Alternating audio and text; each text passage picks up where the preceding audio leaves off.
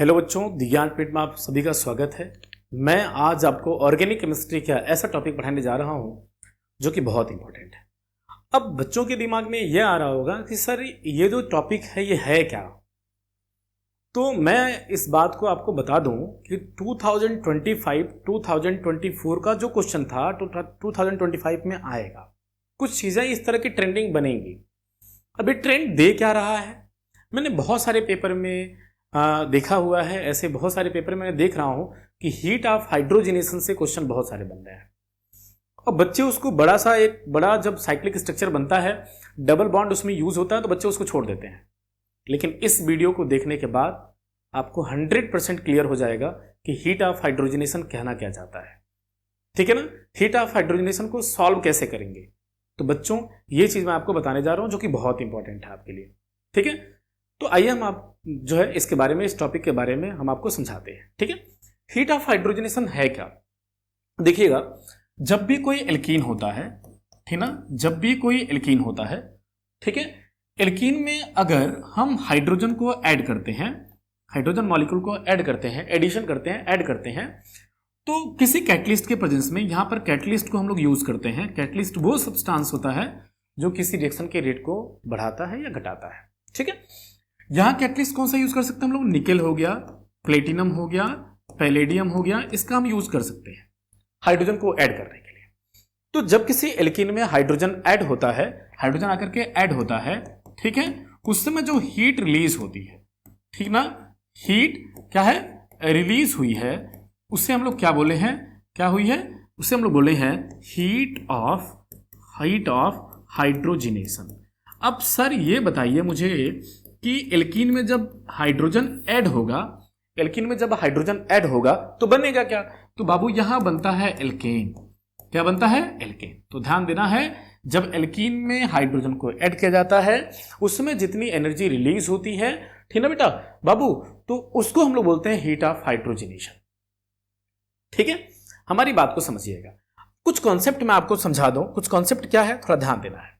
देखिए, मैं फिर से बता दूं कि हीट ऑफ हाइड्रोजनेशन किसी एल्कीन में हाइड्रोजन का ऐड होना, और ऐड होने के किस किस के प्रेजेंस में, तो किसी कैटलिस्ट के प्रेजेंस में हाइड्रोजन ऐड होता है, जैसे निकल हो गया, प्लेटिनम हो गया, पैलेडियम हो गया। ये डी ब्लॉक के एलिमेंट होते हैं, मोस्टली इनको यूज किया जाता है कैटलिस्ट के फॉर्म में, ठीक है ना, और वो एल्केन फॉर्म में कन्वर्ट होंगे। ठीक ना, उस समय जो हीट रिलीज हुई है उसे हम लोग बोलते हैं क्या, हीट ऑफ हाइड्रोजनेशन। अब सर इसको निकालेंगे कैसे, क्वेश्चन कैसे करेंगे, तो आइए इसके बारे में हम चर्चा करते हैं। ठीक है, क्वेश्चन कैसे करेंगे, ध्यान दीजिएगा, ध्यान देना है। जो हीट ऑफ हाइड्रोजनेशन होता है, हीट ऑफ हाइड्रोजनेशन जो होता है, हीट ऑफ हाइड्रोजनेशन जो होता है वो डायरेक्टली प्रोपोर्शनल होता है, डायरेक्टली प्रोपोर्शनल होता है किसके, नंबर ऑफ डबल बॉन्ड के। जितना ज्यादा किसी कंपाउंड में जितना ज्यादा डबल बॉन्ड होगा भाई, उतना ज्यादा आपको हाइड्रोजन ऐड करना पड़ेगा, उतना ज्यादा एनर्जी रिलीज होगी। तो जितना ज्यादा नंबर ऑफ डबल बॉन्ड, ठीक ना, डबल बॉन्ड, उतना ज्यादा हीट ऑफ हाइड्रोजनेशन। ठीक है, बात आपको समझ में आई। दूसरी बात, अगर मान लीजिए number of double bond same आ गए, एक आ गया, तब क्या करेंगे, तो heat of hydrogenation inversely proportional to stability of alkene. Stability of alkene, alkene की स्टेबिलिटी के इनवर्सली प्रोपोर्शनल होता है। बात समझिएगा, स्टेबिलिटी ऑफ एल्कीन। ठीक है, फिर मैंने बोला कि अच्छा एक बात आपको मैं बता दूं, नोट में अगर आपको याद होगा तो ये चीज आपको जरूर याद होगा। मैंने कहा था कि स्टेबिलिटी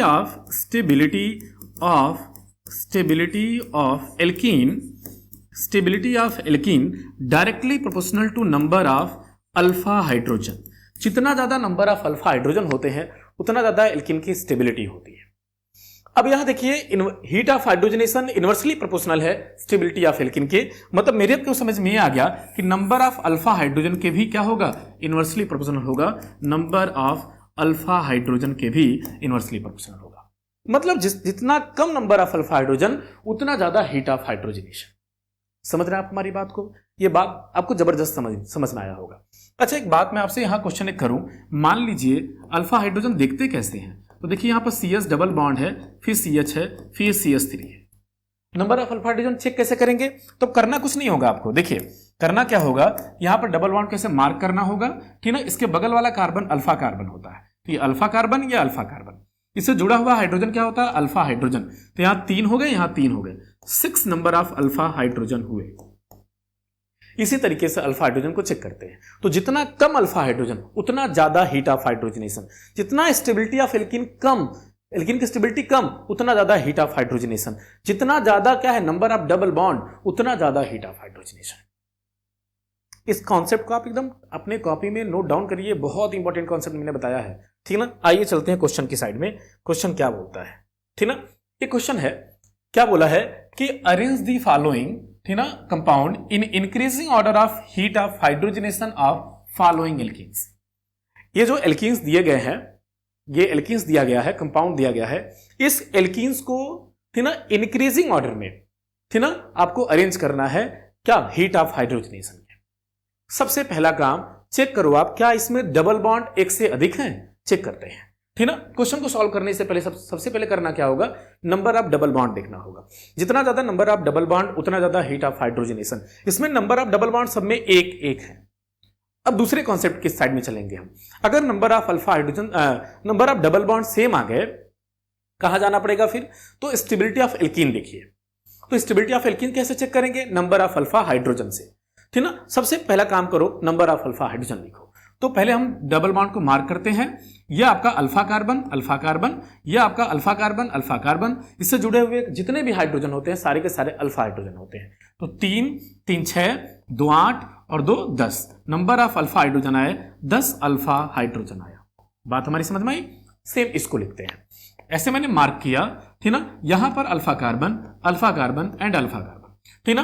तो 3 2 5 और 2 7, यहां पर 7 नंबर ऑफ अल्फा हाइड्रोजन हो गए, ठीक ना। नीचे की साइड में अगर हम आएंगे, इसको भी ऐसे मैं मार्क करूंगा, ठीक ना। उसके बाद हम जाएंगे यहां पर alpha carbon and alpha carbon. Alpha carbon के पास कितने हाइड्रोजन है? यहां पर 2 और 2 4 number of alpha hydrogen. Okay, आगे नेक्स्ट बढ़ते हैं। यहां पर आप डबल बॉन्ड को मार्क करेंगे। बाबू देखो ये मिथाइल जुड़ा हुआ है, ठीक ना, ध्यान देना, ये मिथाइल ग्रुप है, ठीक ना। चलिए आगे चलते हैं। तो ये अल्फा कार्बन, ये अल्फा कार्बन, अल्फा कार्बन जुड़ा हुआ हाइड्रोजन 2 है, तो यानी कि 2 नंबर ऑफ अल्फा हाइड्रोजन हो गए। अब आते हैं कॉन्सेप्ट की साइड में। मैंने क्या कहा था? ध्यान दीजिए, मैंने कहा था कि नंबर ऑफ अल्फा हाइड्रोजन कम तो हीट ऑफ हाइड्रोजनेशन ज्यादा। देखिए आपके सामने है। अब आते हैं कॉन्सेप्ट की साइड में। देखिए सबसे कम नंबर ऑफ अल्फा हाइड्रोजन इसमें दिख रहे हैं, तो सबसे ज्यादा स्टेबल कौन होगा? सबसे ज्यादा स्टेबल, सबसे ज्यादा हीट ऑफ हाइड्रोजन किसका होगा? इसका, चौथा वाले का। तो मतलब हम ऑर्डर अगर लिखें तो चौथा सबसे ज्यादा, फिर तीसरा हीट ऑफ हाइड्रोजनेशन, फिर दूसरा और फिर उसके बाद हो जाएगा पहला। इसी तरीके से हम लोग हीट ऑफ हाइड्रोजनेशन के क्वेश्चन करते हैं। बात हमारी समझ में आई?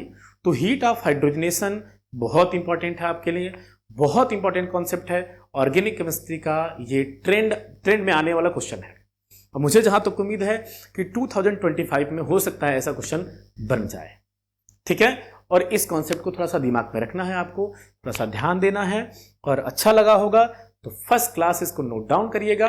उसके बाद अपने एग्जाम के लिए इसको तैयार करके रखिएगा, आपको कोई प्रॉब्लम नहीं आने वाली है, ठीक है बच्चों।